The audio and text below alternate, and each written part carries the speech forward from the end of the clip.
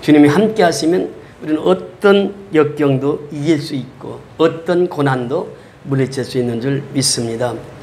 지난 주간에는 미얀마 쿠데타가 나서 처음으로 따로 목사하고 통화를 했습니다.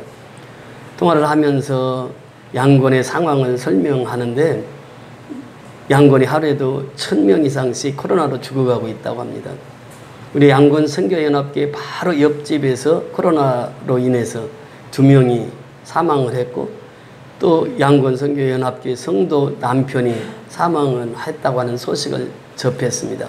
너무 힘듭니다. 그런데 한국에서 사랑의 쌀을 보내주셔서 신방할 때 그 사랑의 쌀을 받고 나서 성도들이 얼마나 기뻐하는지 그 기쁨에 대해서 또 소식을 전해왔습니다. 그래서 지금 코로나로 인해서 쿠데타로 인해서 쌀 하나 사기가 힘든 상황인데 우리 선교연합교회에서 사랑의 쌀을 보내주셔서 지금 전도에 큰 힘이 되고 있고 받는 그분들이 너무 기뻐하고 있다고는 소식을 들었습니다. 여러분 뉴스를 통해서 접했겠습니다만 그 아프가니스탄은 지금 이 정권이 붕괴되고 이 텔레반이 이제 정권을 잡았습니다. 그 과정 속에서 너무 힘든 한 주간을 보냈습니다. 그 유튜브에 보니까 그 아이를 이제 아이만이라도 살리기 위해서 철조망에 아이를 던지고 또 미군들이 받고 그런데 나중에 이제 그 아이의 아버지를 찾아줬다고 하는 소식을 접하게 됐는데 지금 탈레반 군인들이 가정마다 다니면서 그 예수 믿는 사람들 색출되는 대로 사살을 하고 있다고 하는 소식을 접하게 되었습니다. 그래서 미국에 있는 그 선교사 한 분이 미국의 본국에 돌아가서 지난 주간에 자기 성도들에게 전화를 하니까 전화가 되질 않는다는 거예요. 그래서 울면서 유튜브에 그 자기 그 기도하는 기도 제목을 내놓으셨는데 6분 동안 그 울면서 그 간증을 하는 거예요. 우리 전 세계에 흩어져 있는 그리스도인들이 우리 아프가니스탄을 위해서 기도해달라는 기도 부탁이 있었습니다. 지금 탈레반들은 여자들을 지금 히잡을 쓰지 않았다고 해서 그 자리에서 총살하고 그런 이 악함이 지금 지구상에 있습니다. 우리가 이제 기도해야 할 제목입니다. 이러한 고난을 통해서 이러한 역경을 통해서 우리는 생각해 볼 수 있습니다. 왜 나에게만 그런 고난이 옵니까? 왜 나에게만 그런 역경이 옵니까? 이렇게 말할 수 있습니다. 그런데 오늘 찬송가 가사처럼 뭐라고 말하고 있습니까? 너무 견디기 힘든 이 순간에도 주님은 뭐하고 계세요? 일하고 계시잖아요. 우리 아버지가 일하고 계세요. 그러니까 예수님께서도 나도 일하신다 그래요. 우리 주님이 이 시간에도 지금 견디기 힘든 이 순간에도 하나님은 일하고 계시는 줄 믿습니다. 그래서 하나님은 열심히 일하시는 분이에요. 예수님도 열심히 일하시는 분이에요. 그래서 우리도 열심히 일해야 돼요. 그러면서 내가 이 고난과 역경을 이길 수 있는 길은 무엇이냐? 살아계신 하나님이 나와 함께 하신다고 하는 사실이에요. 그 하나님은 나의 손을 붙잡아서 일으켜주시는 하나님이라고 하는 사실이에요. 그래서 이사야 선지자를 통해서 말씀하시잖아요. 두려워하지 말라. 내가 너와 함께합니다. 놀라지 마라. 나는 너의 하나님이 됨이라. 내가 너를 굳세게 하리라. 참으로 너를 도와주리라. 참으로 나의 의로운 오른손으로 너를 붙들리라 말씀하십니다. 주님이 손잡고 있으니까 내가 그 고난을 이길 수 있다는 거예요. 그 역경을 이길 수 있다는 거예요. 지금 힘든 이 순간에도 주님은 일하고 계시잖아요. 그래서 이사야 선지자를 통해서 말씀하시고 다윗을 통해서 말씀하십니다. 나의 힘이 되신 여호와여 내가 주를 사랑하나이다. 주님을 사랑하면 주님이 나에게 힘을 주시는 거예요. 주님이 나에게 능력을 주시는 거예요. 그래서 우리가 이 시간 주님을 더 사랑해야 되는 것이에요. 여러분 그렇습니다. 이 오늘 본문을 통해서 이 사도행전 9장은 아주 역사에 길이길이 남을 그런 내용이 사도행전 9장에 있습니다. 기독교 역사에서 특별히 빼놓을 수 없는 장이 사도행전 9장입니다. 여기는 이제 회심의 사건이 나오는데 그 사울이라고 하는 청년이 일을 합니다. 일을 하는데 얼마나 열심히 일했는지 몰라요. 그 배경 보세요. 그는 공부도 열심히 했습니다. 그래서 그 당시 최고의 학문인 가마리엘 문화생에서 공부를 했고 그리고 그는 죄 열심히 인생을 살았던 사람이에요. 그래서 바리새인으로서 그의 율법학자로서 그 예수 믿는 사람들, 예수의 도를 따르는 사람들, 예수 믿는 제자들을 그렇게 핍박을 했습니다. 앞장서서 핍박을 했어요. 그러면서 심지어 스데반을 죽이는데 가장 앞장섰던 사람이 누구입니까? 사울이에요. 그 스데반의 시신을 사울의 발 앞에 둡니다. 그러면서 이 사울이라고 하는 청년이 그 스데반이 마지막 죽으면서 기도합니다. 주여 내 영혼을 받으시옵소서. 주여 저들을 용서하여 주옵소서. 원수들까지도 위해서 기도하는 그 모습을 보게 된 것이지요. 그런데 8장에 보면은 이제 사울이 그렇게 고백합니다. 스데반이 죽은 거 마땅한 일이야. 마땅한 일이야. 유대교의 입장에서 보면 마땅한 일이라는 거예요. 그러면서 그때 핍박을 피해서 사방 군데로 흩어집니다.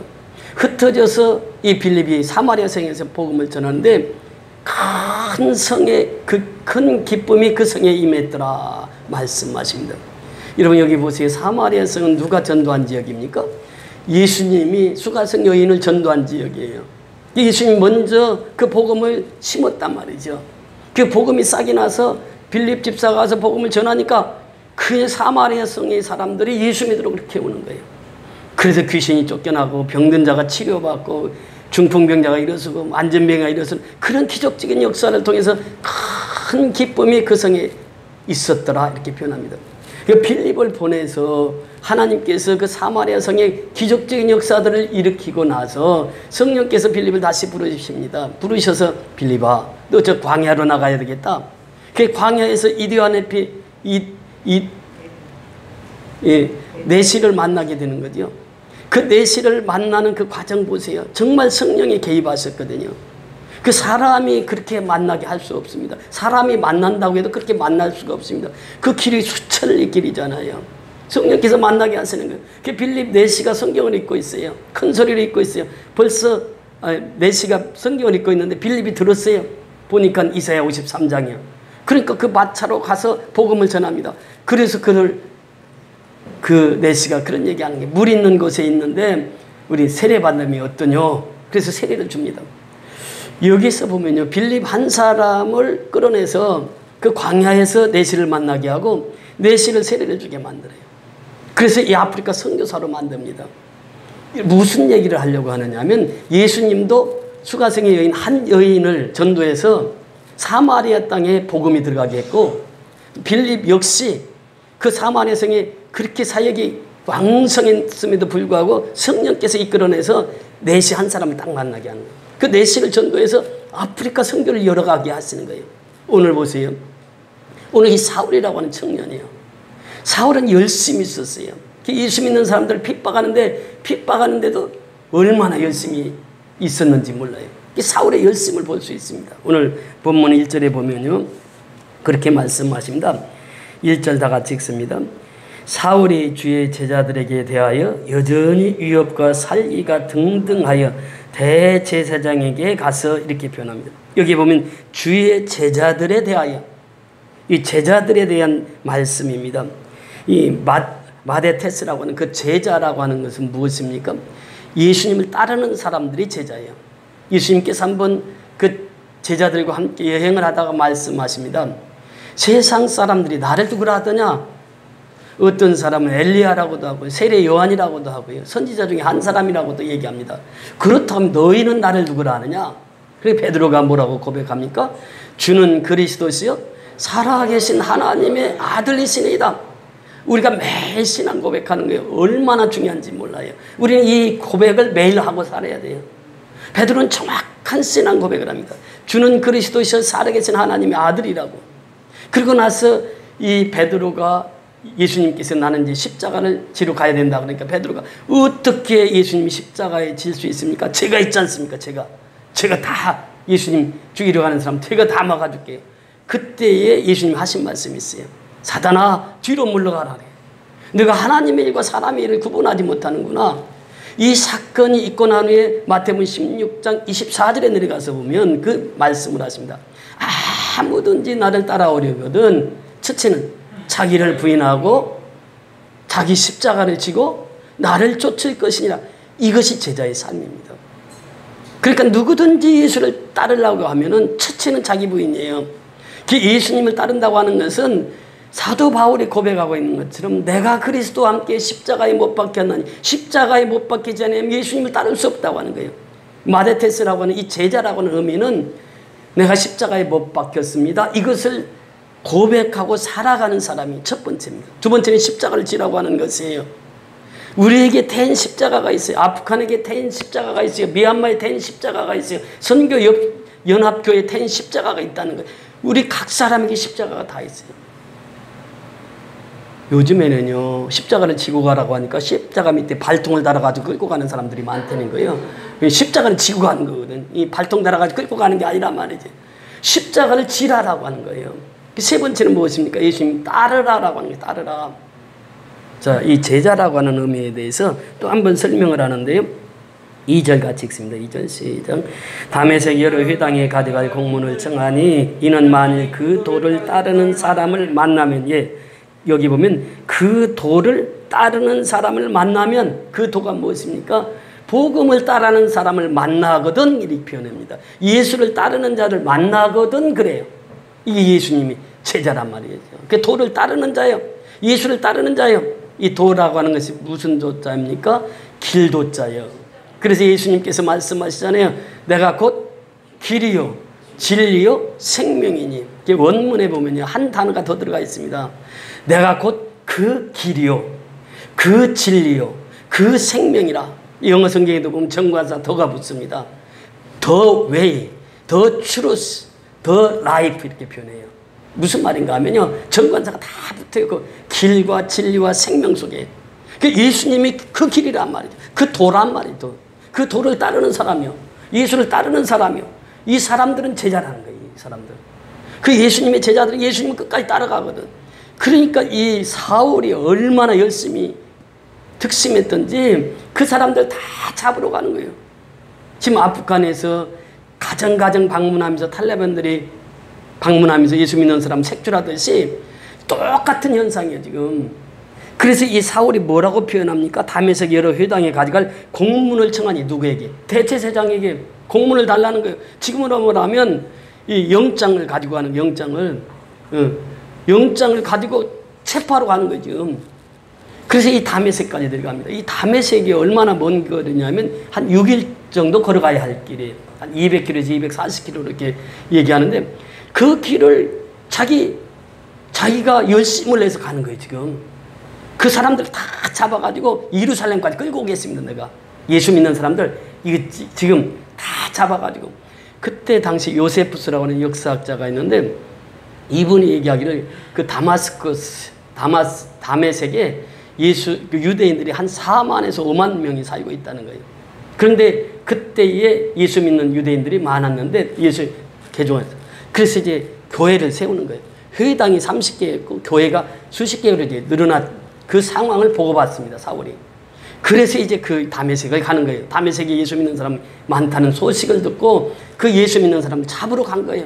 그 집집마다 가서 예수 믿는 사람 잡으면 그냥 올가미다 매갖고 그 예루살렘까지 끌고 갈 그 마음 가지고 지금 간 거예요. 누가 시켜서 간 거 아니에요. 자기가 자원했습니다. 대제사장에게서 내가 갈 공문을 써주세요. 체포영장 내려주세요. 내가 체포영장 가지고 다 하겠습니다. 이렇게 하고 지금 가는 거예요. 그런데 성경에 가만히 보면요, 가까이, 다메섹에 가까이 갔을 때입니다.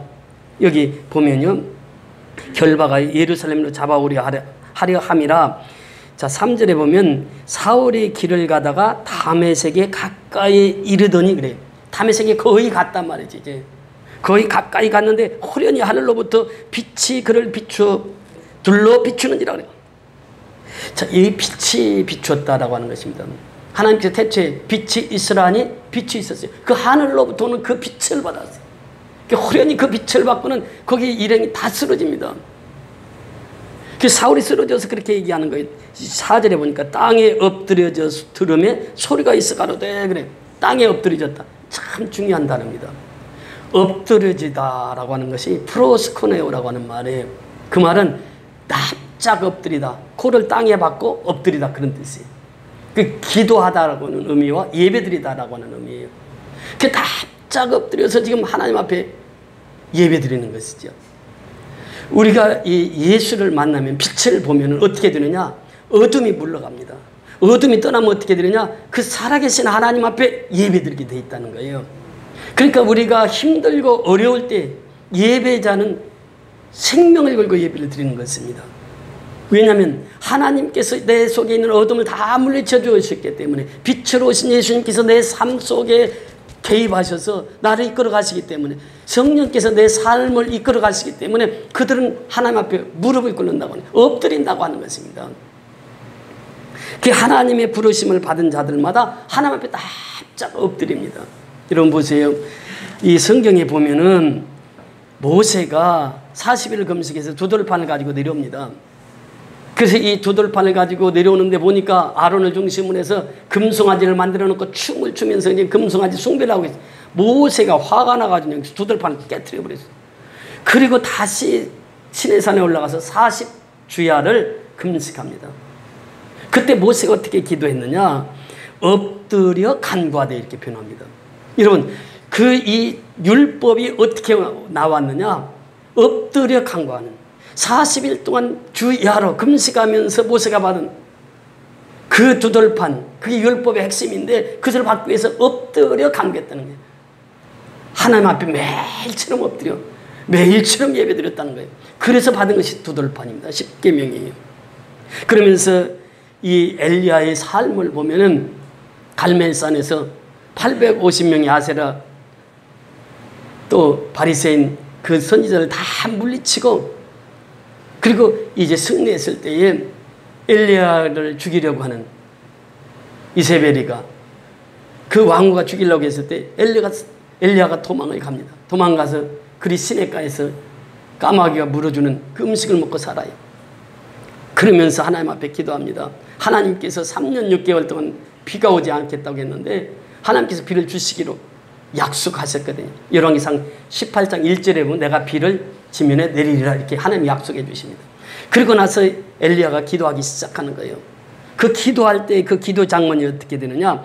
아합이 먹고 마시러 올라가니라 엘리야가 갈멜산 꼭대기로 올라가서 땅에 꿇어 엎드려 그의 얼굴을 무릎 사이에 넣고 꿇어 엎드렸다고 하는 거예요. 그 엘리야가 갈멜산에서 하나님 앞에 간절히 기도하는 거죠. 하나님, 이 땅에 3년 6개월 동안 비가 오지 않습니다. 비 좀 오게 해주세요. 하나님 약속해 주셨잖아요. 내 약속의 말씀 붙들고 기도합니다. 여러분 성경에 보면요, 약속의 말씀을 붙들고 기도하면 하나님께서는 반드시 응답을 해주시게 되어 있어요.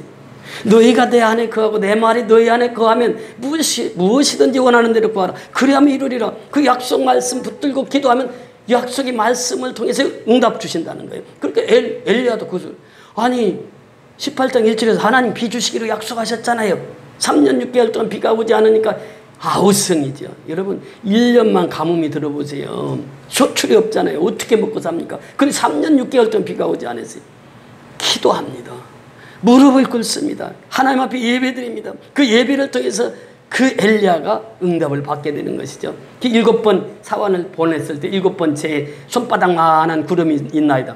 그때 엘리야 왕에게 그 아합 왕에게 얘기하잖아요. 큰 비가 내릴 것입니다. 그러니 마차를 타세요. 그리고 빨리 돌아가세요. 그리고 나서 비를 맞으면서 엘리야는 그 마차 앞에서 뛰어가는 거예요. 이것도요. 여러분 마차 보세요. 마차 속도가 얼마나 빠릅니까? 이 배너 같은 데 보세요. 마차 탄 사람하고 걸어가는 사람 누가 빠르나요? 마차가 몇 배 빠릅니다. 그런데 마차 앞에 뛰어가는 누구요? 엘리야예요. 성령의 힘이 아니면 이거 불가능한 거거든요.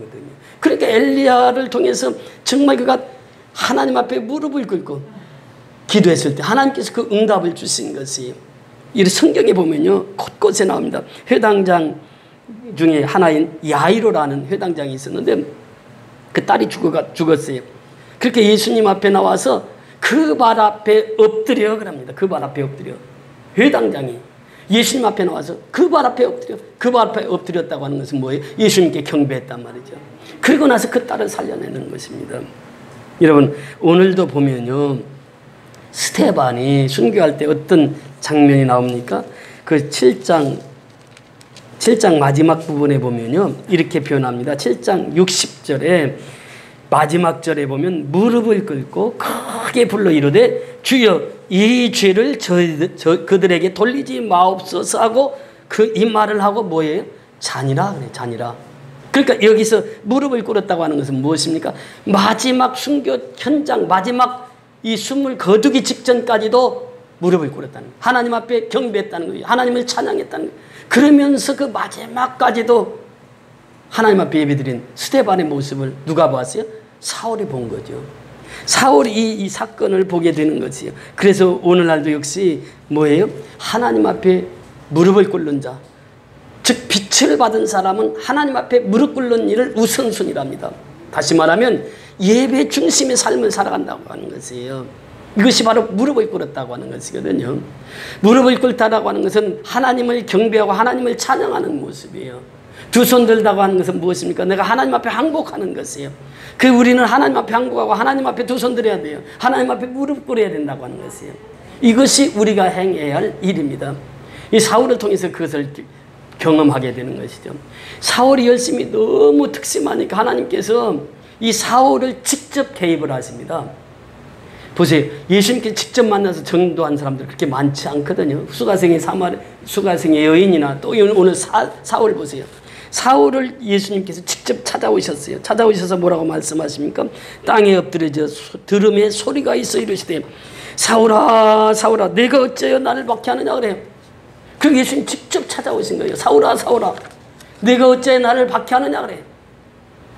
자, 이 말씀은요 고린도전서 12장 12절에 몸은 하나인데 많은 지체가 있고 몸의 지체가 많으나 한 몸임과 같이 그리스도도 그러하니라 그래요. 핍박하는 자가 누구냐? 그리스도인이에요. 그리스도인이 누구냐? 내 몸이다라고 하는 거예요. 예수님은 몸과 그리스도의 관계, 교회와 그리스도의 관계를 말하고 있는 거예요. 그래서 한 몸이라는 거예요. 그 네가 핍박하는 사람들이, 네가 박해하는 사람들이 내 몸이야. 예수님 그 말씀하신 거예요. 사울아 사울아 네가 어찌하여 나를 박해하느냐. 이 말은 내 몸인 예수 따르는 제자들, 그 제자들을 왜 박해하느냐, 왜 핍박하느냐, 그 말씀입니다. 여기서 보면요 사울을 부르실 때 어떻게 불렀습니까?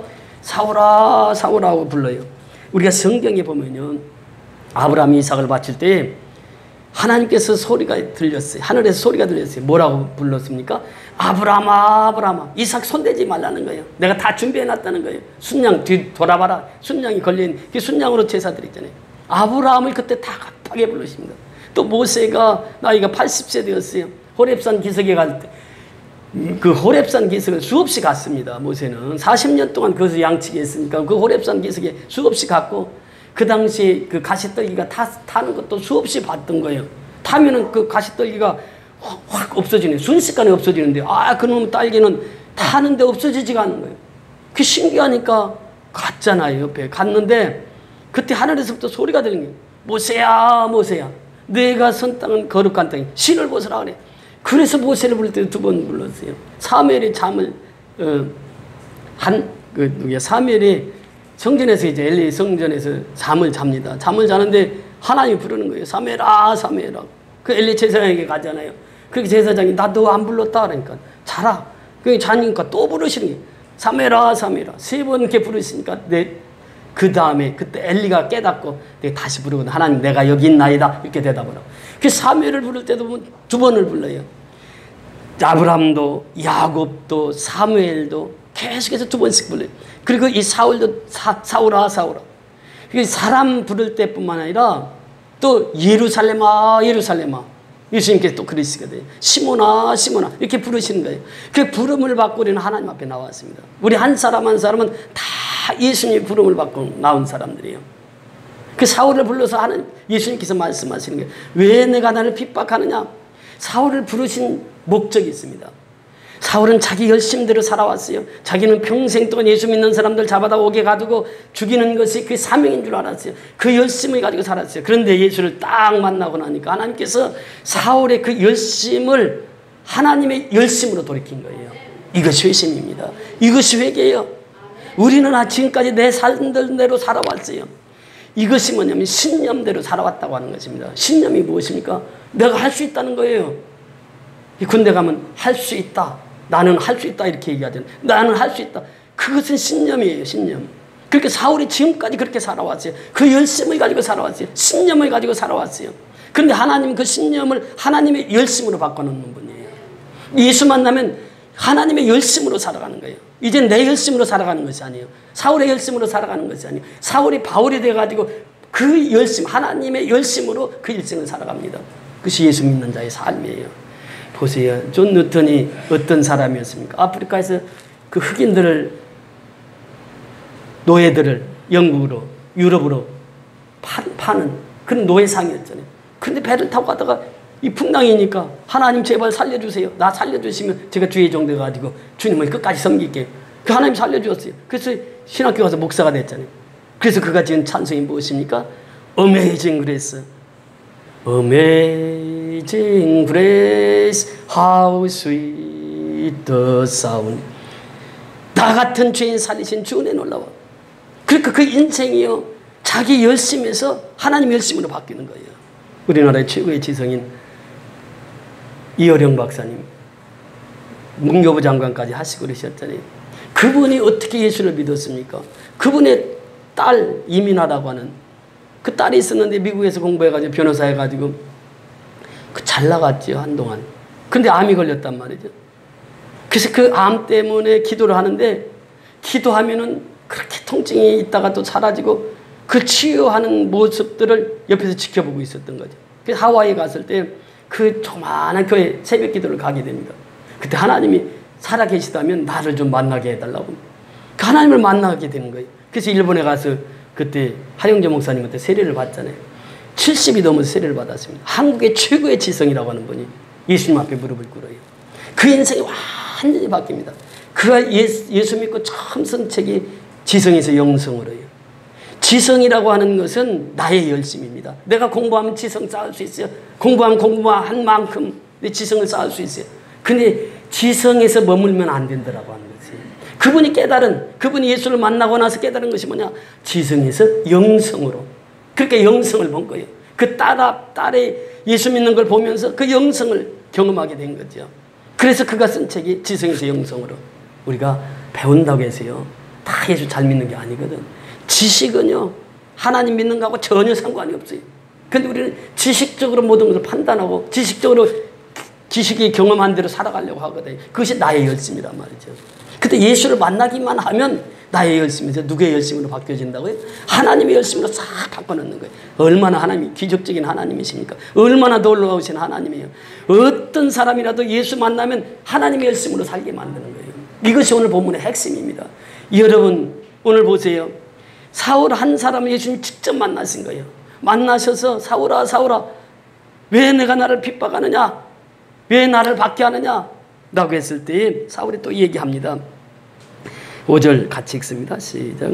대답하되 주여 뉘시니까 이르시되 나는 내가 박해하는 예수라. 주여 뉘시니까 무슨 말이 등장합니까? 주여라고 하는 말이에요. 큐리오스라고 하는 말.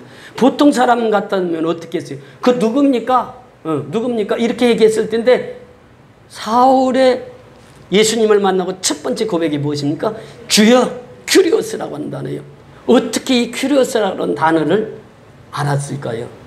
이미 사울은 스데반을 순교하는 장면을 다 보고 있었던 것이죠. 스데반은 죽어가면서도 저 죄인들을 용서하여 주옵소서. 그것을 누가 봤느냐? 사울이 봤단 말이죠. 스데반의 시신을 사울 앞에 내놨단 말이죠. 그때 그 생각이 났지 않았겠어요?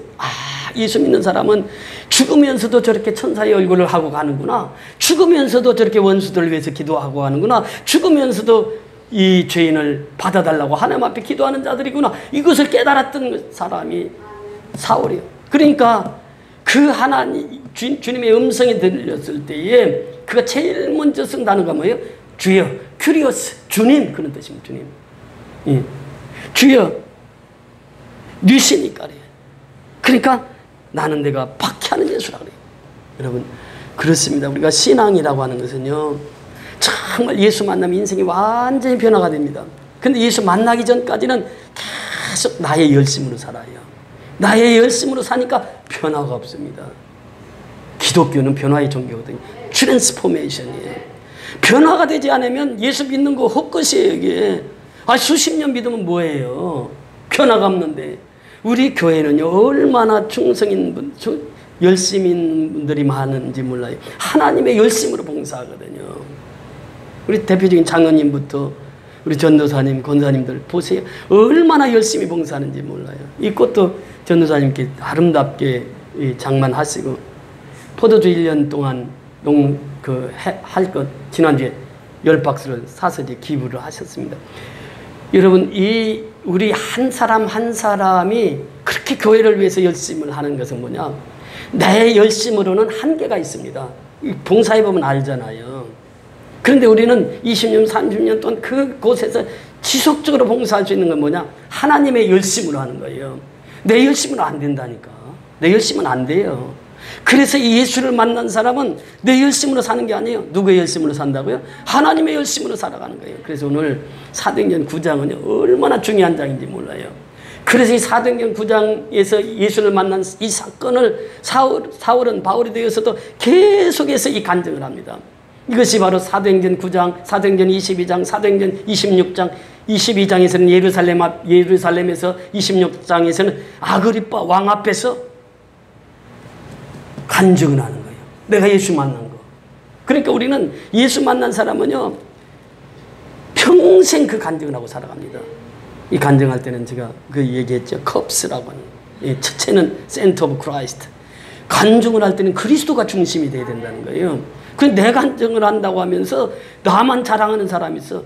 그 사람이 예수를 못 만난 사람, 예수 만난 사람은 예수님만 자랑합니다. 센터 오브 크라이스트. 그래. 이게 첫 번째, 두 번째는 use the God's word 이렇게 표현해요.